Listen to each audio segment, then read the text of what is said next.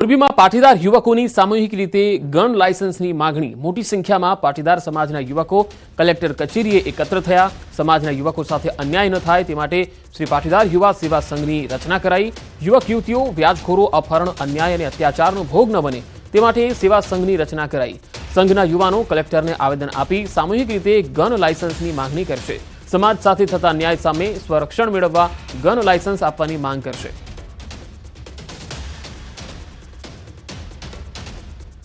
તો પાટીદાર યુવા સંઘ જે છે એ મોટી સંખ્યામાં કલેક્ટર કચેરી એકત્ર થયા અને ગન લાયસન્સની તેમણે માંગણી કરી છે, કારણ કે પાટીદારમાં યુવક યુવતીઓને અન્યાય ન થાય, સ્વરક્ષણ કરી શકે તે માટે ગન લાયસન્સની તેઓ માંગ કરવાના છે।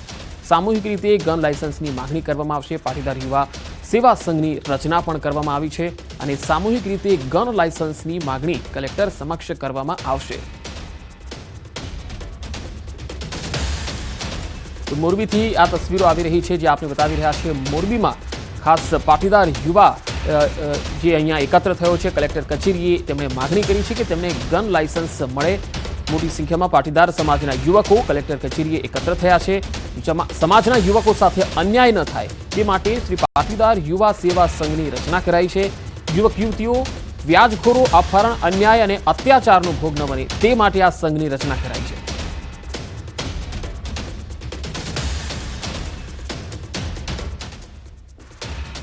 અને હવે વાત કરીશું મહાઠગની।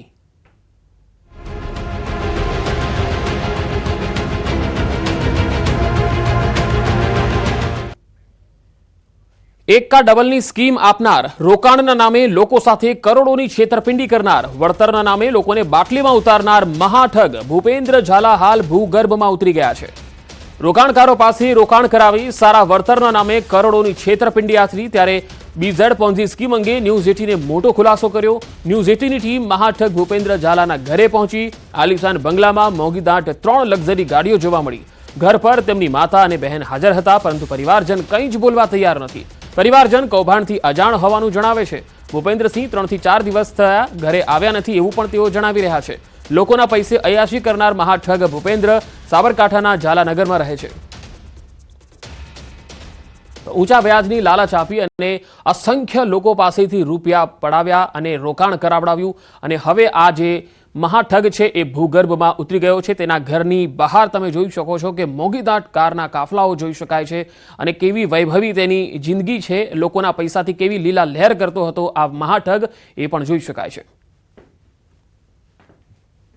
બીઝેડ પોન્જી સ્કીમમાં જે રીતે લોકોએ ઇન્વેસ્ટ કર્યા અને ત્યારબાદ જે ભાંડો ફૂટ્યો છે તેને લઈને સીઆઈડી ક્રાઇમે તપાસ તેજ કરી છે। અલગ અલગ જગ્યાએ દરોડા પાડવામાં આવી રહ્યા છે અને ભૂપેન્દ્રસિંહ ઝાલા સામે એલઓસી પણ જાહેર કરવાની કાર્યવાહી થઈ ચૂકી છે। ત્યારે ન્યૂઝ 18 એક્સક્લુઝિવ એમના ઘરે પહોંચી છે, ત્યાં વાત કરવાની કોશિશ કરી કે કંઈ બોલવા એ લોકો તૈયાર હોય, પરંતુ તેમને ખબર જ નથી કે ભૂપેન્દ્રસિંહ ક્યાં છે। તેમને આ ઘટનાથી ખબર નહીં હોવાનું તેમના પરિવારજનોનું કહેવું છે। ત્યારે આપ જોઈ શકો છો કે આલિશાન ગાડીઓ છે, આલિશાન વસ્તુઓ છે, એ તમામ અહીંયા દેખાઈ આવે છે અને ક્યાંક ને ક્યાંક જે રીતે કરોડોનું કૌભાંડની વાત છે, 6000 કરોડનું કૌભાંડની અત્યારે વાત સામે આવી રહી છે। ત્યારે તપાસ જે છે સીઆઈડી ક્રાઇમ કરી રહી છે। હકીકત શું છે તે તપાસ બાદ ખ્યાલ આવશે, પરંતુ ક્યાંક ને ક્યાંક જે રીતે ગુજરાતની અંદર જે પોન્જી સ્કીમની વાત સામે આવી છે, બહુ સમય બાદ આ પ્રકારની એક મોટું કૌભાંડ જે ગુજરાતમાં સામે આવ્યું છે તેને લઈને કાર્યવાહીનું જે છે સીઆઈડી ક્રાઇમ દ્વારા કરવામાં આવી રહી છે, પરંતુ તપાસમાં હકીકત શું છે એ તપાસ બાદ ખ્યાલ આવશે ખરેખર ઘટનામાં રિયાલિટી શું છે।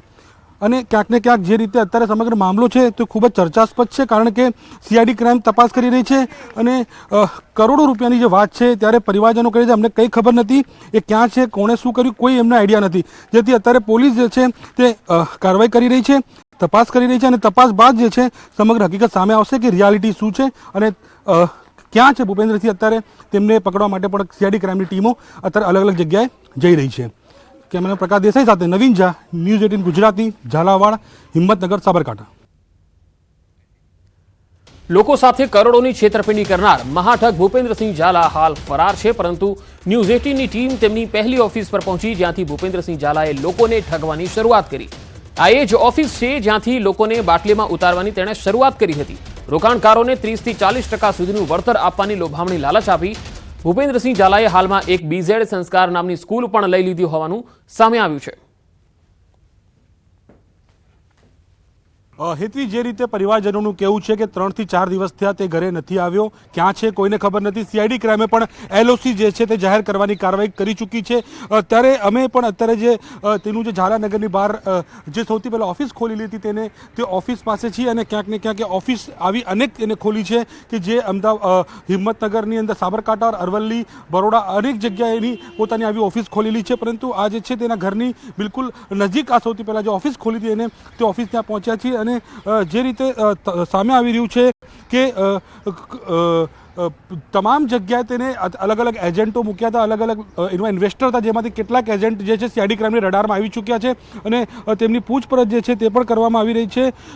ક્યાંક ને ક્યાંક કેટલાક પોલિટિકલ લોકો પણ આમાં જો સામેલ હોય, એટલે કે તેમનું પણ ઇન્વેસ્ટમેન્ટ હોય અથવા તો તેમનું ક્યાંક ને ક્યાંક ઓળખતા હોય એ પ્રકારની માહિતી પણ સામે આવી રહી છે. પરંતુ સીઆઈડી ક્રાઇમ હજી સુધી ઓફિશિયલ કોઈ માહિતી એ પ્રકારની બહાર નથી આવી. પરંતુ જે રીતે 6,000 કરોડનું કૌભાંડ અને તેમના ઘર જે એક્સક્લુઝિવ દ્રશ્યો ન્યૂઝ 18 પાસે છે કે આલિશાન ઘર છે, જેની અંદર પોર્શ ગાડી છે, મેકબે, વોલ્વો જેવી કરોડો રૂપિયાની ગાડીઓ જે છે તે ગાડીઓ ક્યાંથી આવી? કારણ કે એક સામાન્ય વ્યક્તિથી આટલા મોટા સુધી પહોંચવા પાછળ ટૂંક સમયમાં તો સવાલ એ જ થઈ રહ્યો છે કે ટૂંક સમયમાં આટલા પૈસા ક્યાંથી આવ્યા તે સૌથી મોટો સવાલ છે. અત્યાર સુધીમાં સીઆઈડી ક્રાઇમે 6,000 કરોડનો આંકડો તો આપી દીધો છે, પરંતુ પોલીસનું કહેવું છે, સીઆઈડી ક્રાઇમનું કહેવું છે કે આંકડો હજી વધી શકે છે. તેમાં કોઈ બેમત નથી. હજી આ કરોડોનો આંકડો જે છે તે વધુ આવી શકે છે. કે આ જે લોભામણી સ્કીમો આપતો હતો, લોભામણી જે ફરવાની એક સ્કીમ હતી, સાથોસાથ જે 10,000ના 30,000, 30,000ના 80,000, એ પ્રકારે 30 થી 40% સુધી, એટલે 10%, 20%, 30%, એટલે અનેક લોકોને, અલગ અલગ લોકોને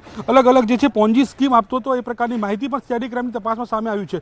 જોકે અત્યારે ભૂપેન્દ્રસિંહ જે છે તે ફરાર છે, તે ક્યાં છે કોઈને ખબર નથી. પરંતુ સીઆઈડી ક્રાઇમનું કહેવું છે કે ટૂંક સમયમાં તેને પકડી લેવામાં આવશે, કારણ કે તેની સામે જે છે એલઓસી જે જાહેર કરવા માટેની પોલીસની પ્રોસિજર હોય છે તે પ્રોસિજર કરી દેવામાં આવી છે અને ઇમિગ્રેશન જે છે ગમે ત્યારે એલઓસી એટલે કે લુકઆઉટ નોટિસ જાહેર કરી દેશે, જેથી તે વિદેશ ભાગે તે પહેલાં તેને એરપોર્ટથી પકડી શકાય. તો કહી શકાય કે તેને પકડવા માટે ચારે બાજુથી પોલીસે અત્યારે કાર્યવાહી શરૂ કરી છે, પરંતુ આ અત્યારે ક્યાં છે તેની જાણ નથી. અને અત્યારે ઇન્વેસ્ટર્સ છે, કેટલાક લોકો બોલવા તૈયાર નથી. એની પાછળ કારણ શું છે એ પણ સીઆઈડી ક્રાઇમ શોધી રહી છે. લોકો સાથે કરોડોની છેતરપિંડી કરનાર ઉત્તર ગુજરાતના બીઝેડ ગ્રુપનું કનેક્શન અમરેલી જિલ્લામાં નીકળી શકે છે. રાજુલામાં એક કોમ્પ્લેક્સમાં પણ બીઝેડ ગ્રુપની ઓફિસ આવેલી હતી. સીઆઈડી ક્રાઇમના ઉત્તર ગુજરાતમાં દરોડા બાદ ઓફિસ પર તાળા મારી દેવાયા. કરોડો રૂપિયાના કૌભાંડની સીઆઈડી ક્રાઇમ દ્વારા તપાસ થઈ રહી છે. હિંમતનગર બાદ રાજુલા ઓફિસનું પણ કનેક્શન બહાર આવે તેવી શક્યતા. સીઆઈડી ક્રાઇમની ટીમ સાબરકાંઠા બાદ હવે રાજુલા તપાસ માટે પહોંચી શકે છે.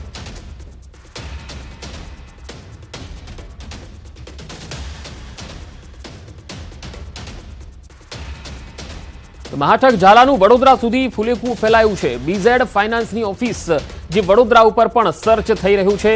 સમાસાવલી રોડ પર આવેલી છે બીઝેડની ઓફિસ. આ ઓફિસ શત્રુઘ્નસિંહ સંભાળતા હોવાનો પણ ખુલાસો છે. વડોદરામાં પણ લોકોએ કરોડોનું રોકાણ કર્યું હોવાની આશંકા છે. સૌથી મોટી વાત તો એ છે કે ઓફિસની આસપાસના વિસ્તારના લોકો પણ આ મહાઠગના કારનામાથી અજાણ છે. નવાઈની વાત છે. અમને તો એવું બધું લાગતું જ નથી, કેમ કે અહીંયા એક જ છોકરો બેસતો. બાકી આ ગામમાં કેટલી ઓફિસો હોય તો આપણને કઈ ખ્યાલ નથી. હા, એ ક્રાઇમ બ્રાન્ચ વાળા આવ્યા હતા અમદાવાદથી ને એ તપાસ કરીને પ્રમ દિવસ જતા રહ્યા. સાબરકાંઠાના ભૂપેન્દ્રસિંહ પરબતસિંહ ઝાલા દ્વારા જે કરોડો રૂપિયાનું ફૂલેકું છે તે ફેરવવામાં આવ્યું અને આ ફૂલેકું વડોદરા સુધી ફેલાયું હોવાના ખુલાસા જે છે તે થઈ રહ્યા છે. અત્યારે તમે જે આ દ્રશ્યો જોઈ રહ્યા છો તે વડોદરા શહેરનો સમાસાવલી રોડ આવેલો છે. આ ત્યાં જે બીઝેડ ફાઇનાન્શિયલ સર્વિસીસ છે તેની ઓફિસ આવેલી છે.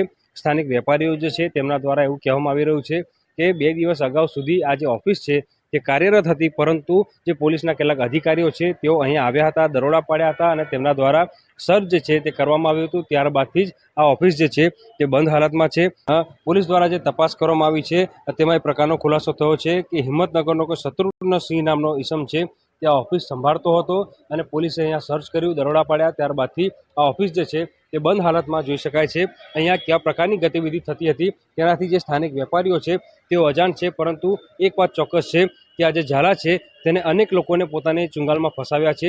ત્યારે વડોદરાવાસીઓ પણ મસ્ત મોટું રોકાણ જે છે તે કર્યું હોઈ શકે તે વાતને નકારી ન શકાય. ત્યારે અત્યારે જે સીઆઈડી ક્રાઇમની ટીમ છે તે સમગ્ર મામલાની તપાસ કરી રહી છે અને વડોદરા સહિત રાજ્યના જુદા જુદા શહેરો છે ત્યાં જે તમામ ઓફિસો છે ત્યાં દરોડા પાડીને સર્ચ કરવામાં આવી રહ્યું છે. ત્યારે વડોદરા શહેરમાં સર્ચ કર્યા બાદથી જ આ જે ઓફિસ છે તેને તાળા વાગી ગયા છે. હાર્દિક દીક્ષિત, ન્યૂઝ 18 ગુજરાતી, વડોદરા. મહાઠગ ભૂપેન્દ્ર ઝાલા અંગે સૌથી મોટો ખુલાસો ખુદ ધારાસભ્ય કરી રહ્યા છે. મહાઠગનું માર્કેટિંગ. જી હા, સોશિયલ મીડિયામાં વાયરલ થયો છે એક વિડીયો જેમાં એમએલએ ધવલ ઝાલાએ મહાઠગનું માર્કેટિંગ કર્યું હતું. બાયડના ધારાસભ્ય ધવલસિંહ ઝાલા જ પોન્જી સ્કીમનું માર્કેટિંગ કરતા હતા. બીઝેડ ગ્રુપ એજ્યુકેશન કેમ્પસ લોકાર્પણ સમયનો આ વિડીયો સામે આવ્યો છે, જેમાં 1ના 2 અને 2ના 4 કઈ રીતે કરવા એ મિત્ર ભૂપેન્દ્રસિંહને સારું આવડે છે એવું કહેતા પણ ધવલસિંહ ઝાલા જોવા મળ્યા. કોઈએ ચિંતા કરવાની જરૂર નથી એવું પણ ધારાસભ્ય કહે છે. જેને રૂપિયા ડબલ કરતા આવડે એ બધું જ કરી શકે છે. ખાસ તો અભિનંદન પાઠવા આવ્યો છું મારા મિત્ર ભૂપેન્દ્રસિંહ ઝાલા. અને આમ તો એમને એક સુંદર વાત કરું એમના માટે, 1ના 2 કેવી રીતના થાય અને 2ના 4 કેવી રીતના થાય, બરાબર, એમને ખૂબ સારું આવડે. એટલે અહીંના સ્ટાફ અને અહીંને એમની જોડે જોડાયેલા તમામ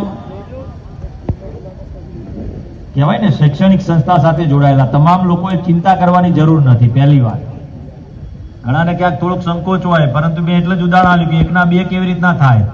એમ આ કેમ્પસમાં ધારો કે 10-15 હજાર વિદ્યાર્થી હોય કે 5,000 વિદ્યાર્થી છે ને 25,000 સુધી લઈ જવા હોય કે 50,000 સુધી લઈ જવા હશે, તો તેનું આયોજન ભૂપેન્દ્રસિંહ ખૂબ સારી રીતે કરી શકશે. કારણ કે પૈસા જો ફાળવણી કરવાનું આયોજન કરી શકતા હોય તો 100% કરી શકવાના. ભલે લોકોનું ઉઠમણું કરી ગયો, રફુ ચક્કર થઈ જાય, એ હવે આવે છે સૌથી મોટામાં મોટી વાત. આ ગ્લોબલ ઇન્સ્ટિટ્યુશન હિંમતનગર હવે બીજેડ ગ્લોબલ એજ્યુકેશન કેમ્પસ થઈ ગયું. 18 જાન્યુઆરી 2024 ગુરુવારે આ ઉદ્ઘાટન સમારંભમાં આ સંપૂર્ણ કેમ્પસ ખરીદવામાં આવ્યું. નાના રોકાણકારોના પૈસાથી બધા એકત્ર થયા. વિકાસ કેટલો જોરદાર, સુપર ડુપર જતી है.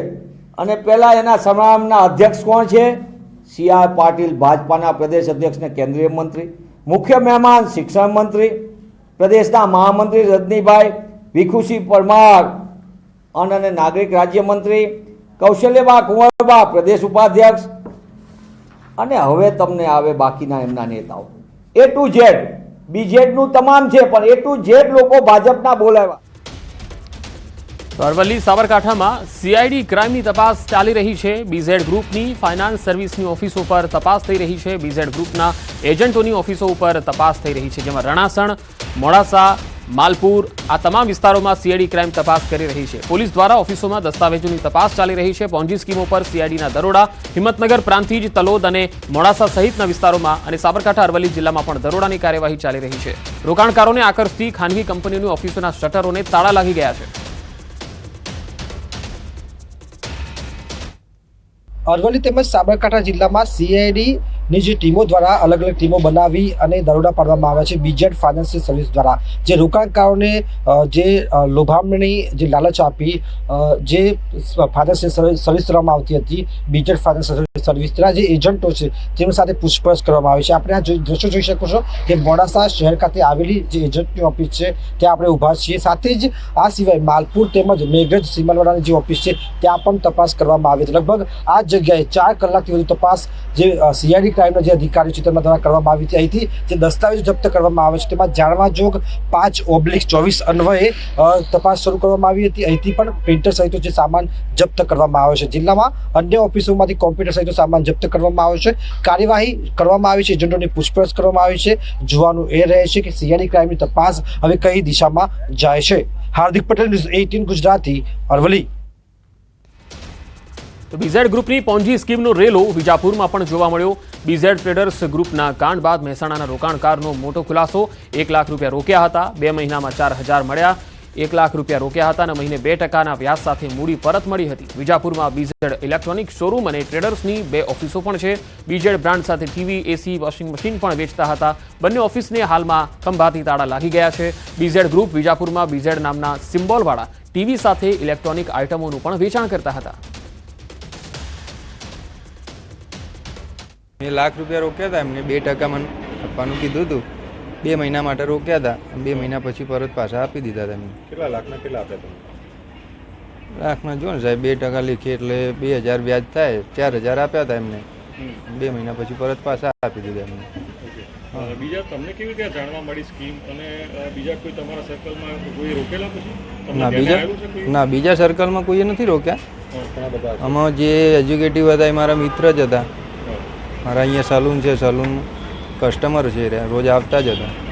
એ રીતે વાત કરી હતી રોકો.